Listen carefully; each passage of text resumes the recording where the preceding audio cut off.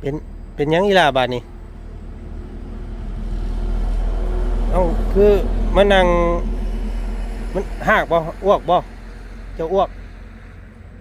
เวียนหัวโอ้พี่น้องไอ้น้องเพิ่นเป็นหยังได้บาดนี้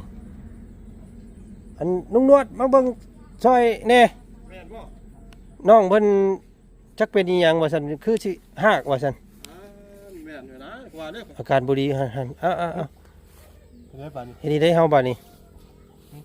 ไปหาหมอบ่สิไปได้บ่เป็นหยังเนาะระวังดิตกซานดิพุ่นไปนั่งอยู่ไหนพุ่นไปนั่งอยู่ไหนพุ่นอยู่โอ้ข่อยย่ามันฮักพุ่นได้ข่อยนะ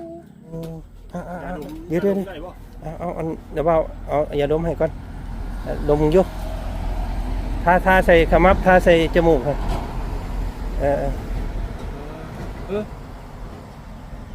สิได้ไดบ่ถึกเอาเจ้าทาใส่มือเจ้าแหละเจ้ารูปใส่นี่รูปใส่ขมับเจ้านี่ทาใส่มือเลยรูปใส่ขมับแบบนั้นแหละมันสิบอกคำมันยังบุรีขึ้นนั่นบอกระเบ้าเด้อเดี๋ยวสิพาไปหาหมอมันเป็นนี่ใดบอกป้าลุงเนี่ยมันเป็นนี่ใดอาการมันเนี่ยอยากหักการแบบเป็นวินบ่แล้วบอกบ่ถึงมันสีวินหัวอยากหักกินตอนเช้าเท่านึงแล้วกินอีกเทื่อจักโมงคือกินประมาณจะ10 โมงจะ6 โมง6 โมงแรงขึ้นมานี่กินตอน10 โมงตอนเช้าเนี่ยตื่นมานี่บ่ได้กินแสดงว่ากินแต่ข้าวเที่ยงกับข้าวแรงเนาะข้าวเช้าเนี่ยบ่ได้กินเขาว่าเป็นนักๆนี่จักเทื่อแล้วก็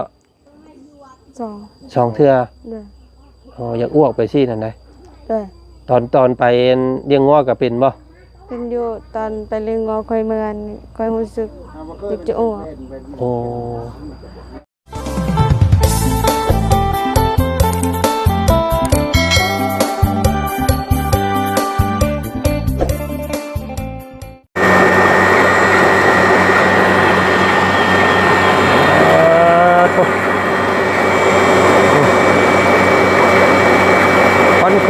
ก้มพี่น้องเลยเรามิดเข่าคู่เงี้ยตุ๊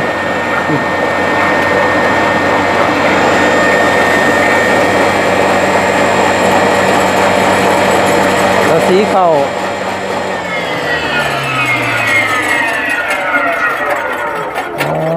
แล้วอะไรแล้วอะไรบอกยังอยู่ยังสิเบิ้งหันโอ้ยังใส่ดีอยู่อันนี้เนาะยังคักอยู่พี่น้องนี่เนาะโอ้ยตัวงอห้ำมันไม่เกลือปลาเด้อเข้าไปเนาะเกลือปลามันจะไงไว้เขาให้บอกเขาให้พี่น้องเลยดำเนาะเขาอันปลอดสารพิษเขาคล้ายๆเขาอันคล้ายๆเขาอันยังเพื่อนเขาไลเบอรี่เนาะอันนี้ก็เอาไป1บ่เนาะเอาเปิดโอ้ทนเนาะนี่ก็จักปีเลยนี่พี่น้องเอ้ยแม่เพิ่นซื้อให้นี่ปึ๊บ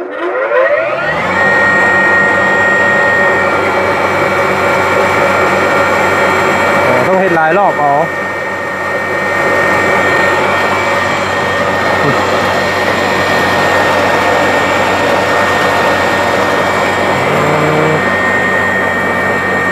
พี่น้องเป็นเราเอากล้วยมาทางไหนทางนี้ระวังเด้อโอ้บรรทุกนักเกินเนี่ยนี่พี่น้องเอ้ยเอาเบิ่งเราสิลุ่มบาทนี่เด้อใช่มาผมมีไฟมาซอยแล้วป่ะ หมู่แล้วมาแล้วหวังเด้อบ่าวเด้อทางขึ้นอยากจะลำบากในนิดนึงเด้อพี่น้องเลยเนาะฮบโอ้เก่งอีหลีเนาะสุดยอดเลยคือคอยล้มแต่พี่แล้วกินนี่พี่วางนะครับโอ้สุดยอดสบายดีทางน้องห้ามเพิ่นเนี่ยคือเปียกแท้เฮือนเจ้าผลหัวบ่ผลพระมันพระแล้วก็มันอาบอันน่ะตะลุมตะลางแล้วมาเลยพี่น้องเอ้ยจักกินเพราะเพิ่นบ่เนาะอีหยังก็ซื้อในใดก็มีไส้มีโชคตัวนะผู้ใหญ่มีโชคผู้นี้มีไส้ มีโชคมีไส้โอ้ยพี่น้องเอ้ยยาเบิดแล้วบ่เบิดได้จักมื้อเลยยาคุม2 มื้อเบิดได้2 มื้อแล้วพี่น้องเอ้ยเนาะโอ้ยเบิ่งใส่ซื้อมาให้เพิ่นอีกก่อนข่อยเอาให้เจ้าตอนนั้นจักอันเด้อ3อัน3 เดือนแล้วบ่นี่ซื้อมาเพิ่มให้อีกกัน6เดือน5เดือนเด้อกินต่อเนื่องเด้อพี่น้องเอ้ยเอาพี่น้องเอ้ยคุ้มไว้เนาะให้ลูกใหญ่ก่อน หมูมีเข่าเลี้ยงเพิ่นเด้พี่น้องเอ้ยเนาะซื้อยาคุมมามอบให้น้องงามพี่น้องเอ้ยมันก็ถึกๆนึงดอกยาคุมน่ะอันรุ่นนี้น่ะสิประมาณ20 กว่าบาทนี่แหละเนาะกินทุกคืนเด้อมันได้มีลูกศรมันกินเป็นอยู่ที่เนาะน้องเพิ่นกินได้อยู่นี่ใส่ปึ๊บโอเคนี่เดี๋ยวนับแต่ตัวนี้ไปเนาะนับแต่ตัวนี้ไปแล้วก็ตับอาทิตย์หนึ่งพวกนี้เนี่ยกินน้ำล้างตัวนี้เก็บไปเนาะเป็นยังอีลาบาดนี่คือมันนั่งมันหากบ่อ้วกบ่เจ้าอ้วกเวียนหัว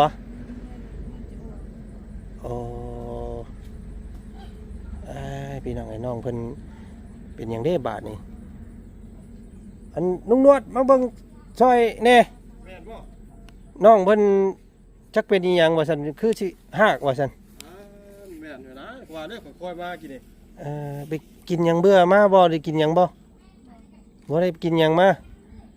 เป็นนี่ได้ขออนุญาตติดไม้น้องไว้นะน้องนะไปกดทีได้ดูเด้อสาวน้อยเลี้ยงงัวเพิ่นอาการบ่ดีหั่นเป็นไดบัดนี้เฮ็ดได้เฮาบัดนี้ไปหาหมอบ่สิไปไหนบ่เป็นหยังเนาะ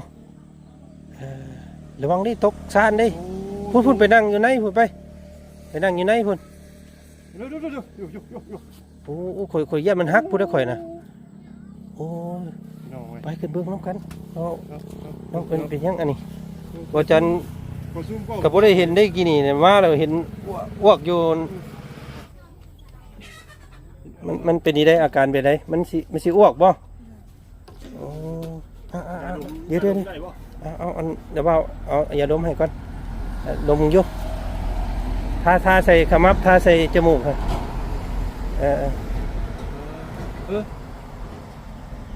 จะได้ไรบ่ถึกเจ้าทาใส่มือเจ้าแหละเจ้ารูปใส่นี่รูปใส่ขมับเจ้านี่ทาใส่มือเลยรูปใส่ขมับแบบนั้นแหละมันสิซอยให้เจ้าอันดีวินเด้ตัวนี้ได้ป่ะตัวนี้คืออันนี้ป่ะตัวนี้ก็ได้เราบ้างก็ได้น้องเพิ่นเป็นยังบาดนี้พี่น้องไว้เนาะอาการบ่ค่อยดีเจ้าเป็นแต่เช้ามูลบ่เป็นใช่บาดนี้ใช้เบิ่งมูลนั่นประจักษ์หมุนออก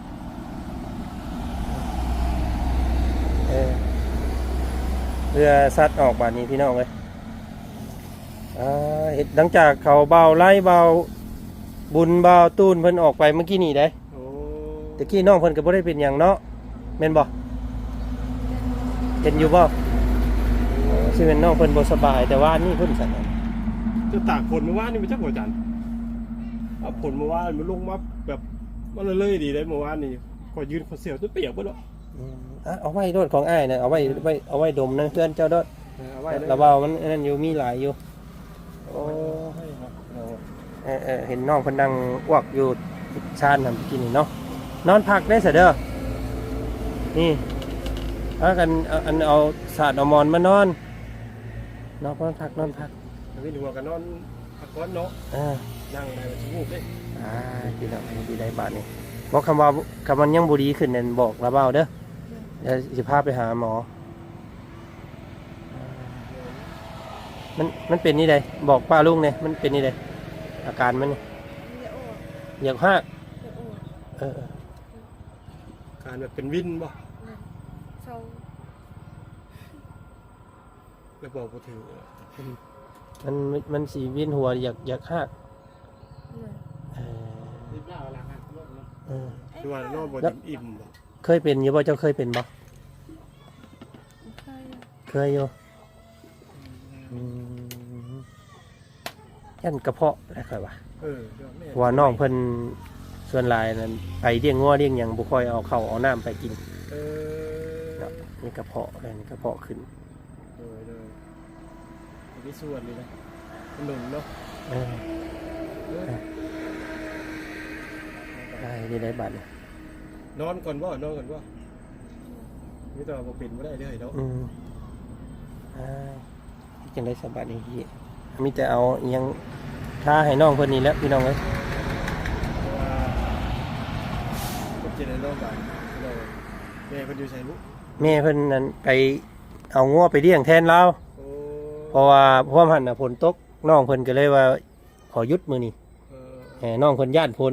พี่น้องเอ้ยก็เลยแม่ไปมื้อนี้แม่ไปเนาะกับน้องเพิ่นไปหาหน่อไม้แน่เบิดแล้วบ่หน่อไม้เจ้าเดี๋ยวอยู่2ถุงยังหอยอยู่หัน2ถุงพี่น้องเอ้ยโอ้ดีแล้วบ่ไปเลี้ยงงัวเนาะไปเลี้ยงงัวเคยเป็นบ่ตอนเจ้าไปเลี้ยงงัวเคยบ่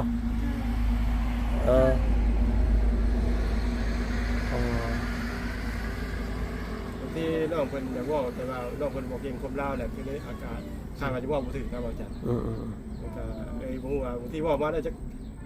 ความหมายสิเป็นได้ใดหั่นนะน้องก็เลยยังบ่กล้าพี่น้องพังเบิ่งเอาสาดเอาหมอนมานอนก็ได้ลูกเนาะบ่อยากนอนบ่เป็นหยัง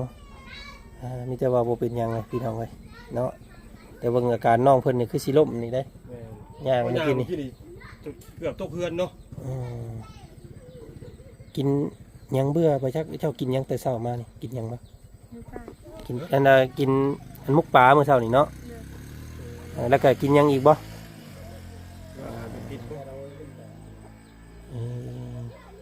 โอ้แต่ก็เป็นดุติกระเพาะและตามเบิ่งเนาะระวังเด้อเนาะเป็นโรคกระเพาะเนี่ยเจ้าบ่ค่อยกินข้าวบ่เป็นเวลาเนาะแต่ละมื้อกินข้าวจักเทื่อสองเอ้ากินตอนใดเนี่ยกินแต่เช้าประมาณตื่นนอนมาได้กิน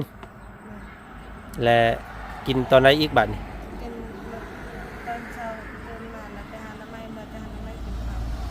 โอ้บ่ได้ยินเสียงเลยพี่น้องเนาะมันก็เด้อเนาะเราคอยเสียงเราคอยเลยเก็บคอย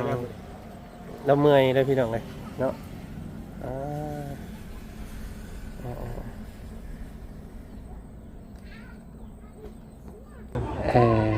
กินตอนเช้าเท่านึงแล้วกินอีกเทื่อจักโมงคือกินประมาณจะ10 โมงจะ6 โมง6 โมงแรงพุ่นบัดนี่กินตอน10 โมงตอนเช้าเนี่ยตื่นมานี่บ่ได้กินแสดงว่ากินแต่ข้าวเที่ยงกับข้าวแรงเนาะข้าวเช้าเนี่ยบ่ได้กินเขาว่าคือข้าวเช้าตัวสำคัญนะเนาะต้องกิน3 เทื่อได้ลูกเอ้ยข้าวไปแซ่บกินข้าวนี่แหละก็แล้วว่านี่ก็ยังว่าได้ลูกบ่แซ่บกินข้าวบ่แซ่บกินข้าวบ่แซ่บยังบ่เช้ากินตอนเช้าแล้วกินบ่แซ่บโอ้ยเราบอกว่าบ่แซ่บกินข้าว เปิดพังบ่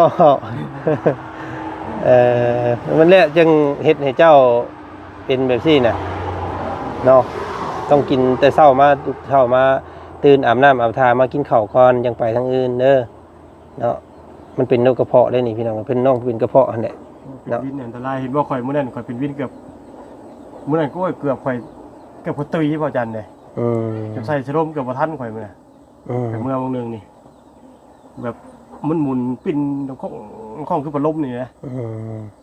อันนี้ลุงโดดก็คิดว่ายันน้องเพิ่นเป็นอาการเดือดเส้นพี่น้องเว้ยถ้าเป็นเดือดเส้นนี่โอ้นักหน่วงดีนะ ละเมย นอนอยู่ไปนอนหาอมรเลาะเขาบดแขก มันยังยืนได้อยู่ ได้อยู่เอาให้น้องเพิ่นพักผ่อนซะสักทีน้องเนาะมีแต่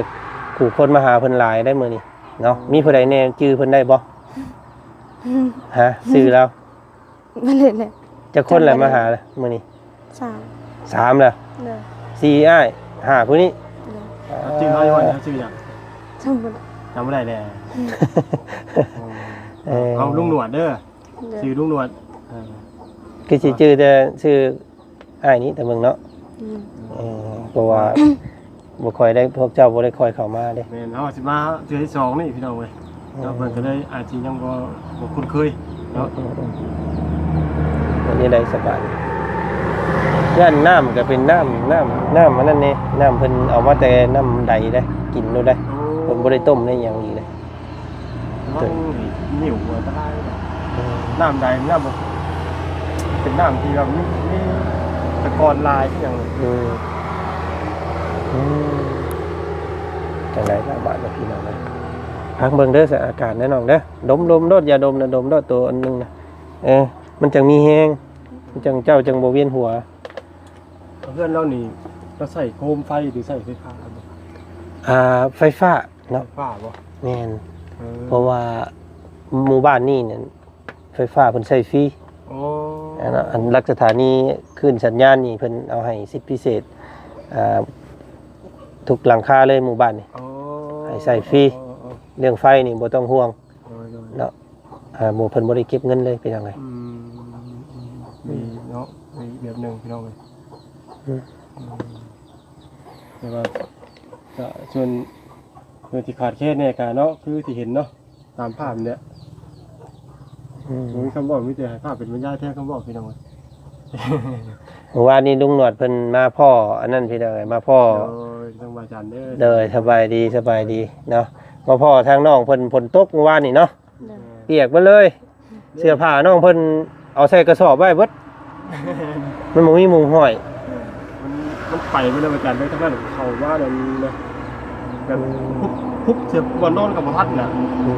ถามว่าล้มแห้งก็พอถามว่าล้มเจ็บเสียบยืนอยู่นี่ลุงหนวดเสือเปียกก็ยืนอยู่นี่จานยาวไปก็ปีบเลยยังหมูแต่มองสาดนี่แหละมันนี่กินข้าวกินน้ำหรือเปล่ายัง กินแล้ว กินแต่เช้าพุ่นนะกินแต่ตอนอ้ายมาพุ่นบ่ เด้อ ยังสิค่ำเลยยังบ่กินอยู่มียังกินมื้อนี้ กินแต่ของ ได้เนี่ย ของกินแต่มันนี่มึงไปจนมาแบ กิน บ แต่กะ กินกับหยังก็ กินแต่ปลาน่ะ กินได้ตอนที่ว่าจันมาพ่อตอนเช้าพุ เด้อ อ๋อมันบูดได้ไปจักเกินกินเอาไว้อันมุกปลา เอามุกปลาเนี่ยอันเมื่อกี้อันบอกกินนี่ป่ะ โอ้กินมุกปลาที่ว่าจันมาพ่อแต่เช้านี้เราเอานะยังบ่มีหยังกินอีกอยู่เนาะไอ้พี่น้องไอ้สัตว์ เดี๋ยวน้องหนวดสิเอาแนวมาให้เด้อ มีแนวกินบ่นี่มีแนวมาสู่น้องเพิ่นบ่ แน่น่ะกำลังต้องกินเองด้วยนะ พี่น้องให้ลุงหนวดต้องเอาแนวกินมาให้น้องเพิ่นก่อนเนาะว่าจันก็เอาแต่ข้าวต้มขนมมาให้แนวกินบ่ได้ซื้อมาเนาะ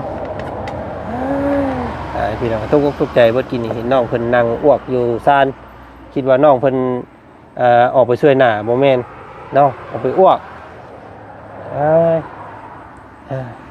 พักผ่อนอยู่เฮือนได้อใส่หล่าเด้อเนาะนั่งนอนเบิ่งก่อนเนาะเข้ายังมาแล้วบ่มาเข้าไว้แล้ว เด้อ และคำพุ่นบ่เจ้าหนึ่งข่าวคำสักหน่อยพุ่นบ่ ประมาณ3 โมง 3 โมง 4 โมงจังหนึ่งเนาะ เลย อาการ ขนาดโมอยู่เล่นขึ้นนางคุณข้างก็บ่จันก็จะขึ้นกลางๆเต็มๆแล้วมันลุกเอาลุงหนวดอาจารย์ลงก่อนบัดนี้พี่น้องเอ้ยให้ลุงหนวดเพิ่นเปลี่ยนกันนั่งข้างๆอย่ามันฮักพี่น้องคำเมาลี่บ่จันตะปูลุกบัดนี้บ่เรียบร้อยบ่เฮาคำเมาลี่มานี่ข่อยบ่อยากคิดเด้บันไดนี่ฮักเด้นี่โอ้ยผมก็สิมันยังได้สิไปบ่ได้มานี่เพราะฉะนั้นผมบ่มีไม้ค้ำเลยบ่จันเลยแบบตะปูแบบเอาแบบพ่อน้องเพิ่นเคยเป็นอยู่บ่อ้วกไปสิน่ะแต่ว่าคนได้ว่ามันเชี่ยใช่ไหมคนลายแล้วมันทุกข์ใจแล้วมันไข่เอาต้านเบิ่งเลยนั่นแหละมันเป็นไข่ที่มันบ่เคยเป็นบ่เคยเป็นแต่ว่าแบบหมู่เพื่อนทีมงานมาหลายแหละเพิ่นแล้วกดดันเนาะมันที่สิบ่ไหวแห้งเด้อเนาะพ่อเพิ่นบอกว่าน้องเพิ่นแบบว่าหมู่ทีมงานเฮามาหลายแหละน้องเพิ่นเก่งน้องเพิ่นอายแหละมันอาการมันวินหัวบาดจริงเพราะว่ามีหมู่มาหลายได้มื้อนี้บ่แม่นนะเว้ยเนาะเนาะล่ะเนาะบ่แม่นเนาะนอกเจ้าก็บ่ได้อายเนาะบ่ได้เป็นหยังติพี่น้องเอ้ยครับเราก็เคยเป็นตามที่เราบอกเราเคยเป็นอยู่เป็นนักๆนี่จักเทื่อแล้วก็2 เทื่ออยากอ้วกไปซี่นั่นได้ตอนไปเลี้ยงงัวก็เป็นบ่เป็นอยู่ตอนไปเลี้ยงงัวค่อยเมื่อนค่อยรู้สึกอยากจะอ้วกเพราะว่าเรานั่นไปเลี้ยงงัวนั่นบ่ได้เอาน้ำเอาหยังไปเด้มีแต่แบบว่ามากินอยู่เพื่อนระวังเลยน้องเอ้ยเนาะไปผู้เดียวซ้ำเด้ระมัดระวังเด้อคำไปเลี้ยงงัวคำมีอาการน่ะมาเด้อเนาะไก่ซ้ำนอนคนไปเลี้ยงงัวกับมื้อหน้าสิป้าลุงว่าอยากเห็นหมู่เจ้าเลี้ยงงัวอยู่มื้อหน้าให้พาไปเบิ่งนี่เด้อเจ้ามื้อใดเจ้าไปเลี้ยงงัวมื้อหน้าสิตามไปเบิ่งเนาะหมู่ใดเพิ่นว่าพุ่นแหละผู้สร้างเสร็จนี่เข้าไปในผู้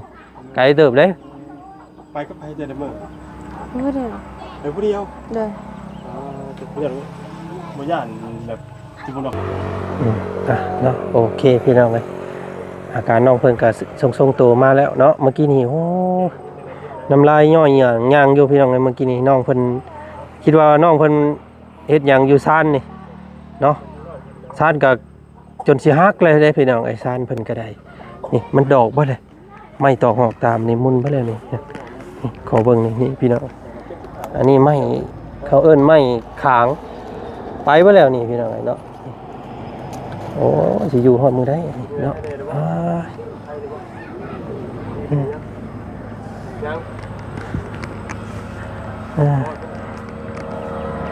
เอาคำว่านั่นบอกเด้อผมระบาวอยู่เด้อลูกหลานเด้อเอามาเป็นอย่างไรบอกเด้อคำนั่นก็สิได้พาไปหาหมอเคยเป็นอยู่ว่าจะมีเบอร์คนที่ต่อยว่าเป็นอะไรคนหนึ่งมากนะเขาทั้งบางการเรียกว่าเนี่ยเนาะเป็นอย่างมันยากเนาะรถล่างหนูมีเนาะนะครับเป็นในนั้นยังไงน้องเพิ่นว่าเคยเป็นอยู่ว่าซั่นเนาะน้องพักอีกสักหน่อยมันเศร้าบ่แต่เก่าสมิตรบางหน่วยกสิกรอนุญาตเนาะให้น้องเพิ่นพักผ่อนก่อนเดี๋ยวสิมาอัปเดตอาการน้องเพิ่นใหม่พี่น้องให้น้องเพิ่นนั่งเพิ่นดินก่อนพี่น้องให้น้องเพิ่นนอนพักผ่อนก่อนจักหน่อยนะไปสำหรับพี่น้องเนาะก็มาพบพ่อน้องเพิ่นก็ตกใจเบิดทางบ่จันก็ได้จักสิว่าได้เนาะน้องเพิ่น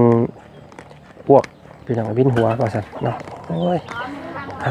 เนาะอาการน่าจะเป็นกระเพาะโรคกระเพาะตามเบิ่งกระเพาะขึ้นเนาะแสบมาโหกวินหัวปวดหากว่าซั่นอาการแบบนี้อาการคนขาดอันนั้นพี่น้องกินน้ำหลายเนาะต้องแนะนำให้น้องเพิ่นกินน้ำหลายตัวนี้อันตรายเนาะไปให้กำลังใจน้องเพิ่นพี่น้องเลยเนาะเดี๋ยว คลิปหน้าสิมาอัปเดตเบิ่งน้องเพิ่นเพิ่นสิเป็นอาการใดๆเนาะไป